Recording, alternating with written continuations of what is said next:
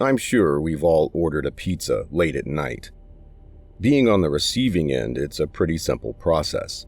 You open the door, get your pizza, and pay the delivery driver. However, that's just your side of the story. In this video, we're going to share some real-life horror stories that will put you in the shoes of the pizza delivery drivers and the creepy experiences they go through on the job. So grab a slice, turn down the lights, and don't forget to hit that subscribe button and ring the bell icon to stay tuned for more horror stories like these. I live in a small town in Texas, and I'm a delivery driver for our local pizza parlor. I've seen some strange things in my time, but I've never had an experience like this. It was a typical Sunday night, and I had just finished delivering a pizza to a house on the edge of town. My shift was nearly over, but as I was getting back on my scooter, I noticed a new order had just come through. The address was for an abandoned house on the outskirts. I needed the money, and who turns down extra cash, right? I regret ever taking that order. I can't describe why, but some sort of alarm was going off in my head. The order had been paid for in advance. This is a relatively packed neighborhood where almost everyone knows each other, but I had never heard of this place before. So I decided to go and deliver the pizza. It was a hard find given how dark it was that time of night. Thankfully, it was a short drive from the previous delivery.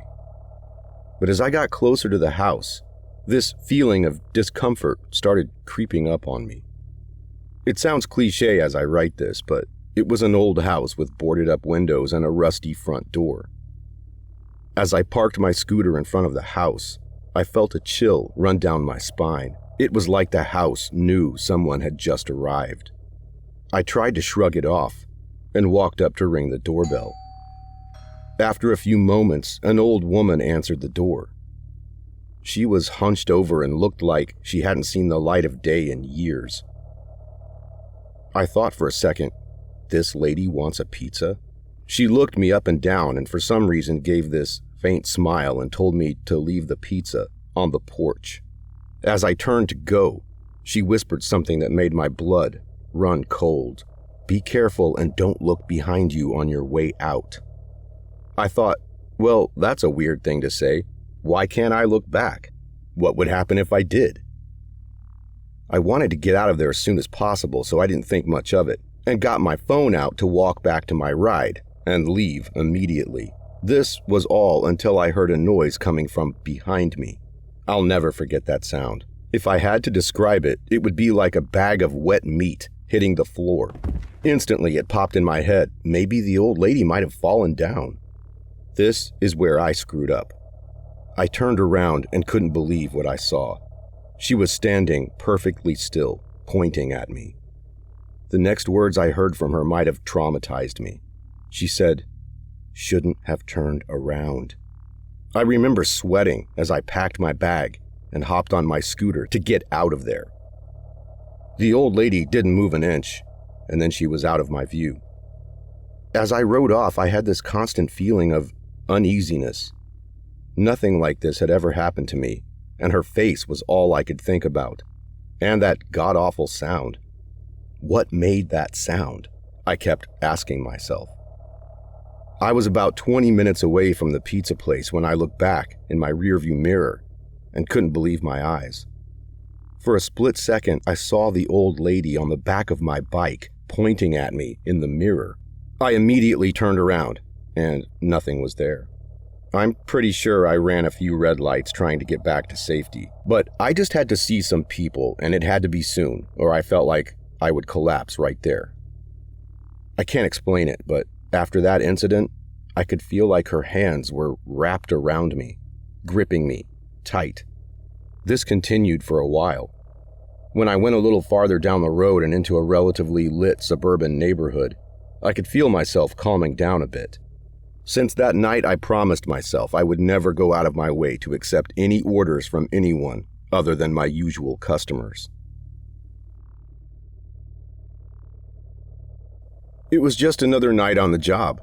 I'd been working at a pizza place in San Diego for a few months, And not to brag, but I had become pretty familiar with the routine of delivering pizzas to all sorts of customers, from college students to families. But tonight, something was different. Something was off. I was delivering to an old, run-down motel a little off the freeway. Never before in my life have I ever had an experience like the one I'm about to tell you now. I pride myself for being on time for all my deliveries and do whatever it takes to not be late.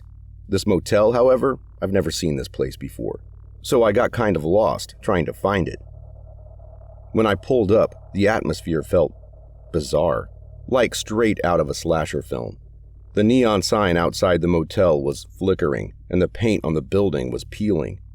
Every sense of logic in my head told me to turn around, so I hesitated for a moment, wondering if I should turn back. But I needed the money, so I took a deep breath and got out of my car. I grabbed the pizza and made my way to the door of room 204. When I knocked, I heard loud footsteps from inside the room. After a minute, the door opened, and a man in his 50s greeted me with a smile. "Hey there, you're right on time," he said, reaching for the pizza box. I handed him the pizza, and he handed me the money. Textbook exchange. Maybe I was worried for nothing, I thought to myself. But no. As I turned to leave, I heard a noise from inside the room. It sounded like a muffled cry for help, like someone had tape over their mouth, begging me to do something to help. I felt my heart sink.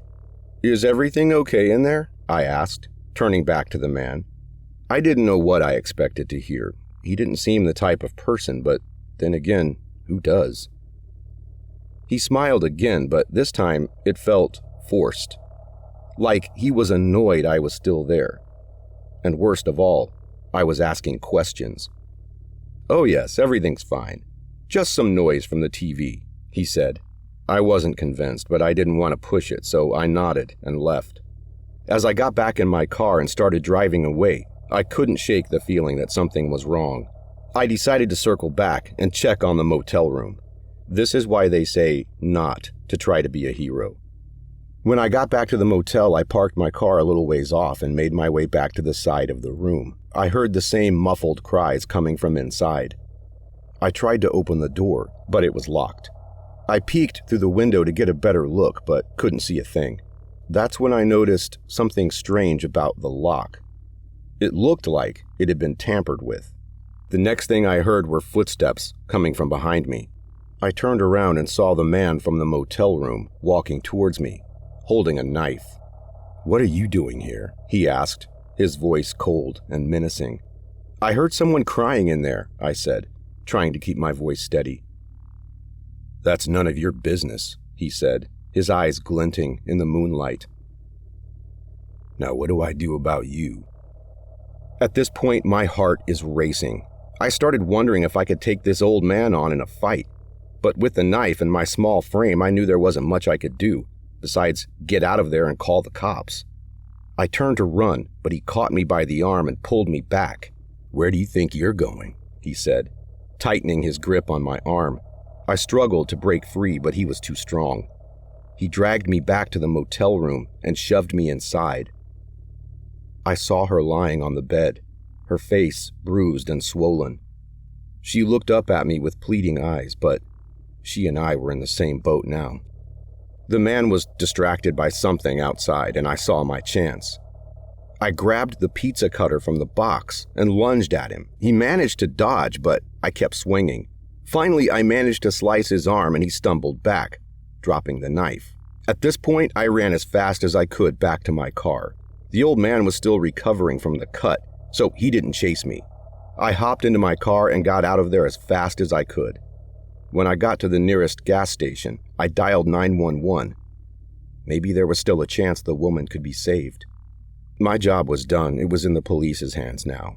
A little bit later, while I was still recovering from the whole incident, I got a call from the police telling me they couldn't find anything in the motel room besides a box of pizza. My jaw fell to the floor.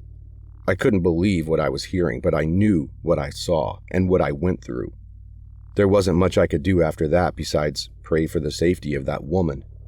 After the incident, I took a few weeks off, spending time with my family. but sometimes it comes back to me and I wonder, what happened to that old man in room 204?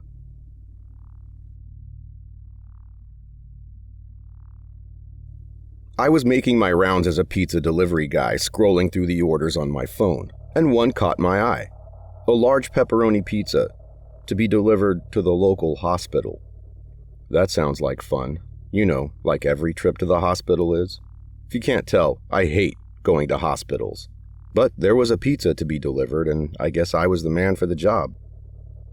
I delivered to hospitals before, but there was something about this order that made me uneasy. Maybe it was the fact that it was so late at night, or maybe it was the creepy feeling I got every time I drove past the hospital on my way home. Anyway, I decided to make the delivery. As I parked my car, I couldn't shake the feeling that something was watching me. I quickly grabbed the pizza and made my way inside, trying to ignore the chill that ran down my spine. As I walked through the hospital, I couldn't help feeling like I was being followed. Every time I turned around, there was no one there, but I could feel something I can't exactly put into words. When I arrived at the room listed on the order, I knocked softly on the door. There was no response, so I knocked again, a little louder this time. Still, nothing. Something was definitely up. I decided to try the door handle and, to my surprise, it just opened. Looking back, I wish it hadn't. I stepped inside and the room was completely dark, so I fumbled around for a light switch but couldn't find one. That's when I heard it, a soft whisper coming from the dark. I froze, trying to listen for any other sounds, but nothing. Suddenly the whispers grew louder and I could make out a few words. "Help me, please, help me." I turned to leave, but the door was stuck. Panic set in, and I tried to force it open, but it wouldn't budge. The whispers grew louder and felt closer, and I could feel a cold breath on the back of my neck. Just as I thought I was about to be knocked out, the door finally gave way, and I stumbled out into the hallway. The whispers stopped as suddenly as they had started, and the hallway was silent. I made my way back to my car. My hands were shaking and my heart was racing. I couldn't explain exactly what had just happened, but I knew it was something beyond the realm of the living. One thing's for sure, I'll never deliver a pizza to that hospital again. If you thought these stories were scary, then make sure you watch this next video here if you really want to be scared.